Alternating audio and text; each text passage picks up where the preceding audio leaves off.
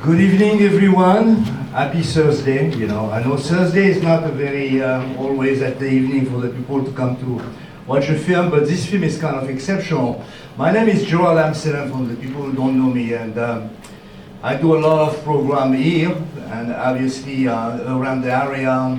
I do things in Cranford. I have a small screening room in Livingston, where I show classic film and foreign film, basically from every time. So the story happened that when François Ozon made this film, The Stranger, he was in my vision because I was in Paris when the film came out, like a year ago, before the Cannes Film Festival, and I really wanted to see that. And I was thinking, even so, I do classic film in general who are more older, like I do 1970s, 80s, sometimes newer film. I was always interested by what the quality film of French film or any other film can come up. And when I heard about that he was doing a film, The Stranger, this was like kind of a shock, because just to give you in a few words, The Stranger was a book not too many people wanted to touch. The first one who touched, or the most well-known, is Luchino Visconti. He made a film with Marcello Mastroianni, who was really a catastrophe. Because, as you know, and I think a lot of you know the book, right? I mean, if you read the book has such a special feeling in a literary way that it's really a challenge to put it on a visual. So just to tell you a little bit about Camus, and that is so important, it's why we do what I do all the time. The series is to talk about the environment of where we are, who is Camus, where he grew up, what is Algeria at the time of the book, before you watch this. Otherwise, you don't have the same thing. You just get like something with very, you get something with very not connected. It's a film. So I was watching this afternoon online, and people advertise The Stranger, the film, like as a thriller. I said, a thriller? You say, who killed who, or things like this, and they say, what are they talking about? Completely disconnected with the art or the core of the book. So Algeria in 1940, the book was finished by Albert Camus in 1940. Just to give you an idea, Algeria is a part of France since 1830. So the French are there, it's a French colony, so whenever you watch the film too, you're gonna see the European side of Algiers, it's like a French city, So you are in France, but you have to understand that in 1830, when the French came, there is all the Arab population was there. So there was main group of population: the Arabs, the Jews.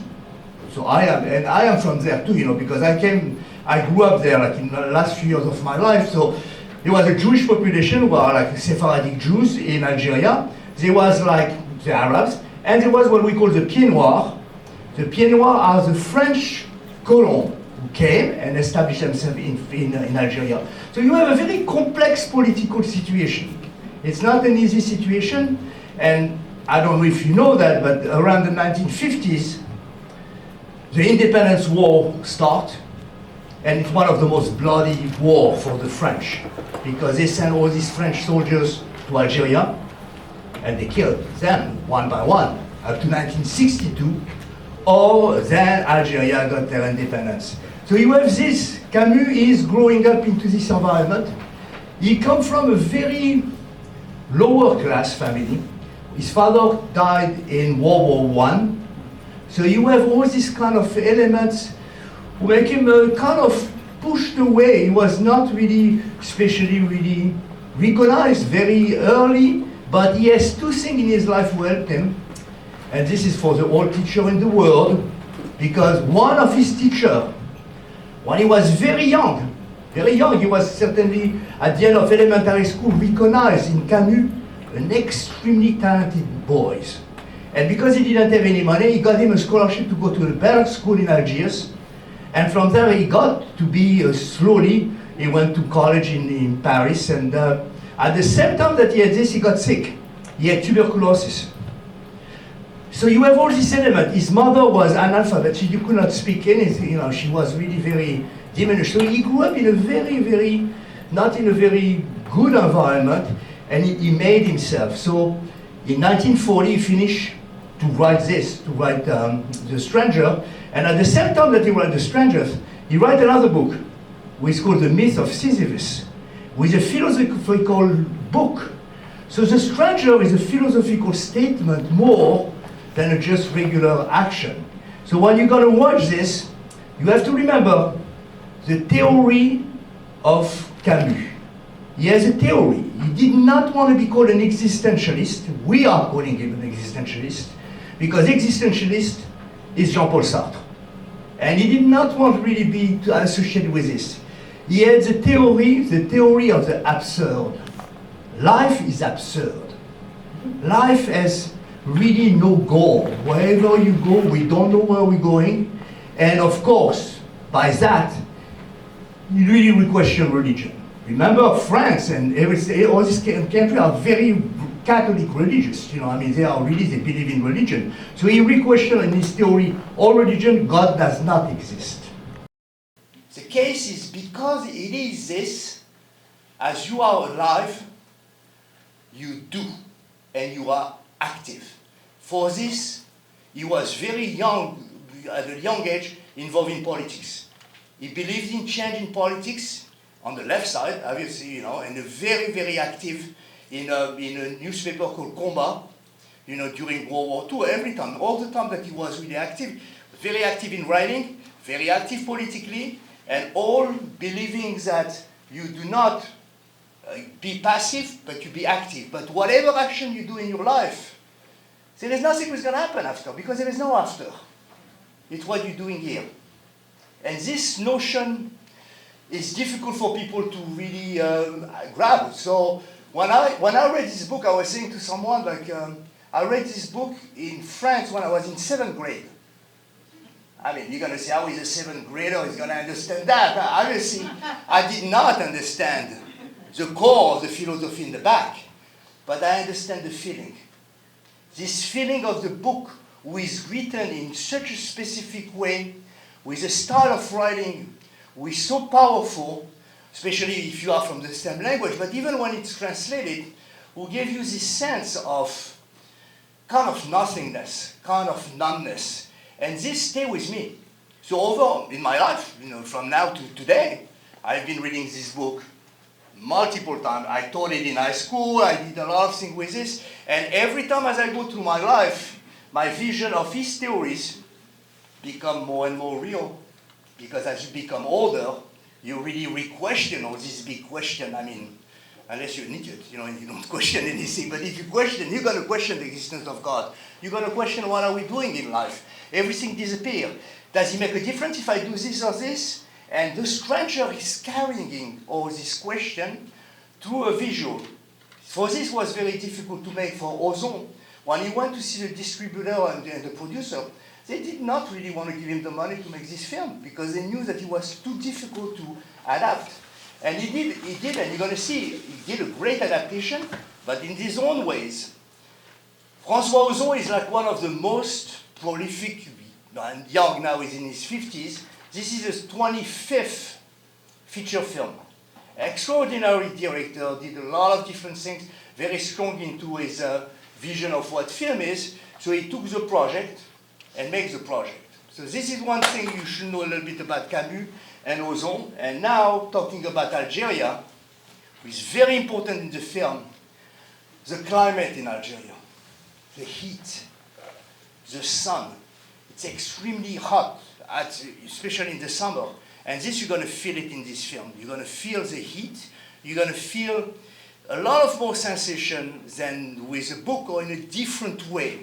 So to say that this is completely what the book is, yes, it is. Following all the people, they are very well, you know, the same way than the book say. But the feeling of it, it goes to an adaptation that Ozon does.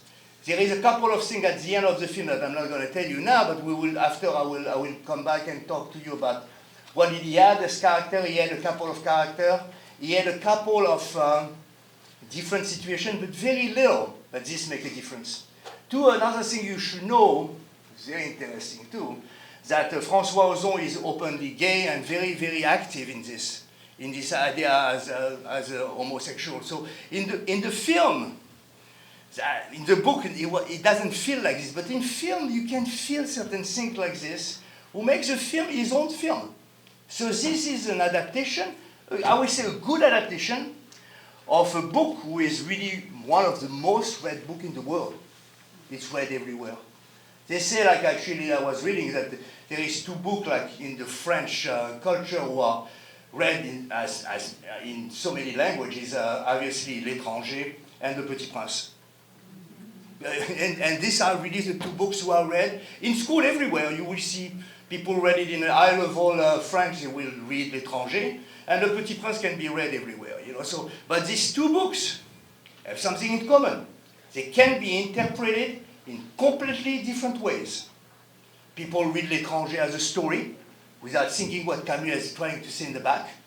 Or, like I was saying, Le Petit Prince is read for some people, they look at it as a kid's book, as a children's book, when it's the most depressing book in the world. It's Saint-Exupéry before he killed himself, as we think he did, at the end of his life. So you have like this product of literature and art creation who are visioned differently by many people. So when you watch this film, if you read the book, you're going to be able to compare.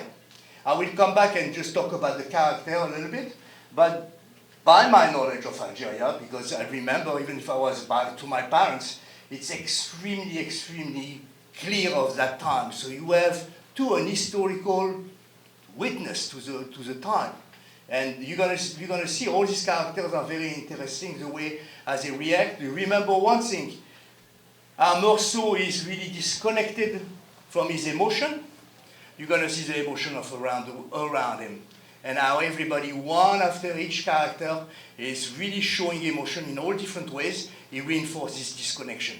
But people in general see this just as a disconnection. It's more than this. It's a statement about society. The book is cut in two parts. First part, the inner world of Meursault. Second part, what is going to happen to him. And the society around him, the church, the court, everybody who is going to make him, going to accuse him of doing something. Not because it's what he did. It's because how he reacts innerly. What is his reaction to the loss of his mother? You have to remember, the first sentence is certainly the most famous sentence of any book in the history. When he say, Maman est morte, this is like, everybody knows that. If you just go in front and you see this sentence, they know what you're talking about. So we're talking a statement, and maybe after I will read you, and I think it's so important to read the beginning and the end. I see always in a film, when I talk about film, most important in a film, it's how you open the film, how you close the film. The book is the same. The first sentences and the last sentence or the last paragraph make a very, very big statement about where the writer wants to be. So you have this opening where we establish that Meursault lost his mother, and now he's going to start to react to it, which is completely different than any other being. And at the end, I'm not going to tell you what the end is because you maybe did not read the book. You will see how he reacts to this. So very different book from the time, and still extremely, extremely powerful today.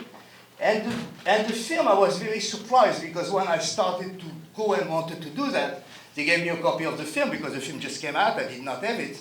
And when I watched it, and I said, wow, he does something kind of exceptional. I'm not saying that I agree because it's not like the fact of following everything, but you left with a feeling. It's what films are made for, or it was books are made for.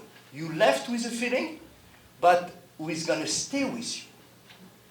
So, I tell you, I remember, it's pretty unbelievable, because this we're talking about decade. I remember the first day I opened the book. And again, with not understanding really the core of the philosophical message, but I felt something.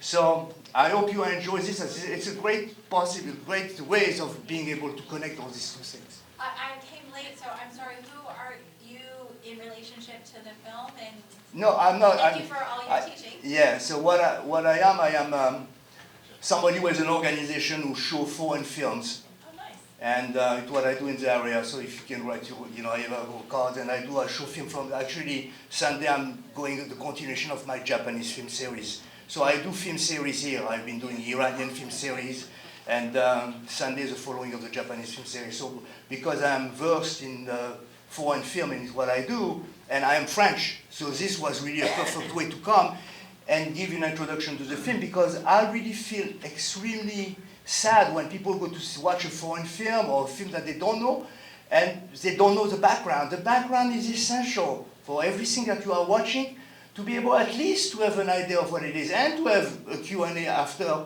to understand where we are. So it's why I'm here. So. Thank you. And I hope, I'm very happy to do this all the time, because it's like following my teaching career, maybe a little bit longer. But it's really, I think it's important to see where you are with the book, while you're carrying the film. And if you didn't read the book, you can go back to the book. It's a book that you can read and see how powerful was Camus. The only thing I can tell you, I don't know if you know, he had the Nobel Prize of Literature in 1957. And the first thing that he did when he had the Nobel Prize of Literature, he wrote a letter to his mother, and he wrote a letter to his teacher, to his first teacher. And it's a beautiful letter. And he said, for the ceremony, one thing was really absurd, and I'm going to tell you because it's how he died. He died at 42 years old on a car accident in 1960. So you're going to see there is nothing really extraordinary about this. When they went to get his body, he was supposed to take a train. He had a train ticket in his pocket. He was supposed to take the train, and he didn't take the train. So we're talking about the absurd notion of life, that he decided at the last minute to take his car, and he died from a car accident. So we lost somebody who is like, well, he had a full life in front of him of extraordinary writing, and this is a little bit a short life who influenced the world. So thank you for listening to me, and enjoy, and we'll talk. All right, so it's always very difficult after you watch something with like carrying in a way of like cinematic language, it's taking out of a book. Because what François Ozon does, and he does it well, he really transcribes what the book is, but in his own language, his own vision. Just to give you an example, the idea of like having in a film the flashback and be able to going back and forth give you a sense of how the story is. The narrative of the story is still holding. In a book like this, which is so dry and is so non-emotional in any level, you have emotion here. Even so, he does not want to show it. He wants to follow what Camus wanted in the original book. But it's still like carrying some emotion, and I don't know if you see it, it's a very, very subtle. You have sex scenes, it is not in the book, The sex scene, when you watch it physically, as you watch it as an image, it's so much more powerful than anything written, and he did not describe anything like this. There is two or three parts of this who are really feeling emotion in the ways that this is one of them. Two, the other things that he really put a very strong strength on the film, it's the idea of the politics of Algeria. You see a lot of statement about how the Algerians are treated and what this sense of rebellion coming very soon. The last scene did not exist in the book, like when the sister is going on the tombstone, she goes on the tombstone of her brother. This does not exist, and these are emotional time that in the book that they don't exist. So he does integrate some emotional time. Even the last scene with the priest, when you read it, you feel the anger, but you watching it, you really feel so much more. So there is, even so, this detachment and what he say and the voiceover and everything else want you to feel really far away from society or everything else, how we detach. It still has a sense of life. And it is through the dialogue and through the voiceover, like a reinforcement of life somehow, somehow, by rejection of institution. And every institution, every people in the book too, are described as having feeling, and it's the opposite of how he feels. It's how we bring Meursault up. But this film is less let's say, extremes at the book. If you read the book or if you have read the book, you really have a sense of like him being very detached. Here there is a sense of attaching to, with the choice of the character and the actors. Benjamin Voisin, who is like the main character, he has a sense of softness. This is what I see it. I don't see it. It's hard for me to imagine him being the Meursault of the book. I feel him human. Because of his look, because of this kind of childish look and his relation to Marie, there is a sense of kind of love and caring, even if he says the opposite of it. So the visual really that François Ozon put in give you a sense of life and a sense of like caring, even if the world are not feeling that, So that's a talent of Ozon. He is an extremely talented director because being able to take a book like this, which is so difficult to put on film, and making something with his own, that is how you have to see it. The scene, obviously the scene don't exist when you look at his mother and he smiles at his mother at the end. All this kind of reaction, who are like human reaction, are really not in the book. You don't feel that way, You don't feel that there is some people on the back of everything. All the characters are really very close to them than the book. Raymond Santès is actually is one of the best, and Salamano, obviously Salamano is such a strong character, and is really done by Denis Lavant. I don't know if you know Denis Lavant. Denis Lavant is an actor who has been playing in a lot of different films in France, and he really gives the feeling of like, when he cannot get just even hitting the dog and having the emotional contact with the dog, when he doesn't have it, he's lost. He's missing something. So all this emotion really very strongly put on the film and on the book, bring Meursault in the opposite of this to have a different reaction. So this is very similar to the book, but I think that the softness of Benjamin Voisin gives to the film like a more human sense. Even so, the statements are very strong against religion, against state institution, against society, how it is if you do not fit. And what is this about? Where are we going, and what is the difference, one way or another? These are the statements of really Camus, in his life. Let's remember, this is like one of his most important books, and it's really the first big book, like major book, 1942. And at the same time that he does the philosophical book, he makes really a lot of philosophical statement about. It's hard to know. It's hard to know how do you place yourself in this, but what you know, and it's what I love about all this kind of work, is that it leaves you with ton of question. It leaves you with so much question as human. It doesn't, you can say whatever you want about what he say. You can say, no, I don't think that, but he creates this really flow of, questioning about like who we are as human in the book. And I think in the film he does a very good job. Even so, it's not as dry maybe, but it has still this kind of like re-questioning, especially in the last sentence, and on the first sentence. So if you take these two first sentences who are done on voiceover, it's still really closing the film as a really big statement on, the absurdity of life and of like, if you do this or that, what is the difference? And this is a scream to freedom, the scream to change how people are like judging him and how he feels about it. So it's very, very powerful in a lot of ways, but very confusing too, because it's not simple. I love this kind of things because it puts you into like all these different level of like re-questioning a lot of different things, But really for sure there is 2 or 3 things who are dry about like his statement.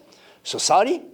Has society judge you if you are not acting the same way, then you should do something. If you're not doing this, you are becoming an outcast, and if you are becoming an outcast because you are not doing the way that they want, then you can be pushed on the side. And the political aspect of it. Political aspect of it was all the time very important in Camus. It's not so much we don't really feel it in the book. Here we feel it. We feel already the tension between the Arabs and the people, the French who are there, and we feel that this is coming up. that things coming up. You know, even from the beginning, they talk about history. He make a very strong point about the history background and the situation between the Arabs and the French and where we are in the 1940s. The book was finished in 1940, but was published in 1942. And already in these 2 years, there are already a lot of differences into the situation, the political situation. So you have every kind of little part of the book, of the film, who explore all these different things, and you can really do something with this. But again, like I say, because I speak about film all the time, whatever art form is, who is given to you by somebody of talent, is to leave you with a reflection. It's nothing else. This is what the goal is. If the goal is there, that's the goal it is. And again, you can do everybody can really look at this in so many different ways, and we can, you know. People will, the idea of religion too is a very, very big question, because religion or spirituality, you know, because it cannot be just religion at this level. It could be a spiritual vision of are we coming back? Or is there a reincarnation or everything? All kind of different things could be put in the same line or the same level. One thing we know is that all these philosophers, it could be Sartre, because Sartre, you know, didn't read like Camus for many different reasons, and he said that Camus, to this book or to this vision, really copy a little bit of kind of like American way of doing things. I don't know what it was, but he didn't like really so much of how Camus just wrote the book, you know, because he was really a true existentialist. But all these theories are going always to the same things, you know. What are we doing? What is the sense of our life? Even if it's absurd, how do we continue with life? Do we believe in God? Is God what God does to you? And if it is, if you believe in God, what is going to be for you to live your life? But all of this come back to action is what you should do. I just say that, you know, Sartre, until he was 80 years old, he was going outside on the street to protest. Because being very on the left and politically involved, he really believed in really what you're doing with your life is important. The statement and whatever you're making as an action, it's what's important. And these are like really the big idea of the film. The film was shot in Morocco, because you cannot shoot in Algeria. Algeria is really today he has a lot of difficult problem, you know, politically. He's still very fundamentalist and dangerous, you know. So they shot in Morocco. They reproduced the set extremely well. You have to realize that shooting in black and white today, it's not too many people do this. So he take a risk, because especially to young people, if you say that it's a movie in black and white, they say, oh, no, black and white, you know. I'm not watching a film black and white. But so beautiful aesthetically. Extremely, extremely well done. But this was on. And again, the last thing I want to add, it's like he has been in all these movies since day one. He put a lot of emphasis and statement on his homosexuality and being gay. We saw many of his films, you know, and always there is a statement. And the statement of the Arabs, when he kills the Arabs, a lot of people, the interpretation of this from him, or even in the book, you know, but from Ozon, has a sexual connotation. You know, there's something about it, even the way they look at themselves, at each other. So there is things like this who are made in his own language. Master filmmaker, 25, this is number 25th film. I don't know if anybody saw this film of François Ozon. François Ozon made many films, and one of the important films here is Swimming Pool. I don't know if you remember this movie, Swimming Pool, who did very, very well here. And 8 Women did very well. And the film that I really love, one of the last films, is called France, was a beautiful film about World War I in black and white too. So he's really into like this independent film, very, very good of doing this. Yes, please. Professor, I really appreciate everything that you've shared with us. I just want to share one thing about Sure, please. the production of the film. Because it is an odd detail. It was actually shot in color. Oh, yeah, but... It was shot in color, but the director wanted to produce the distribution in black and white. Yeah. And so the process of editing the color film into black and white was another part of his creative process. But there is this color version out there somewhere. Yeah. That he may do something with. Yeah, and I heard too, you know, through my knowledge of film, sometimes color is cheaper to just shoot than black and white. So there is all this kind of thing. But Ozon is a very strong, he has a strong vision, and this was his vision. And he had a lot of problems to find the money, the distribution, everything was difficult. Even somebody who made 25 films, very well known, it was not an easy process because, again, it's not something who entertain you, it's not something who is really, even if he tries to do the best to give you a product that we can really enjoy, it's still very, not an easy access film. So like, it's not an easy access book either. You know, it's not for everyone, you know, so you take it and, but absolutely great way of using film. The flashback too, like when you come, you know, like the idea of like when he starts, he's in prison already, this too is another creative process, you know, like he has been taking the decision of doing it because here you see he goes back and forth and, you know, and the editing has been great. So he did a very good job in this. Even so, sometimes you can say it's not exactly what the book is, but you know, when you adapt something, it's where the good success is when you adapt.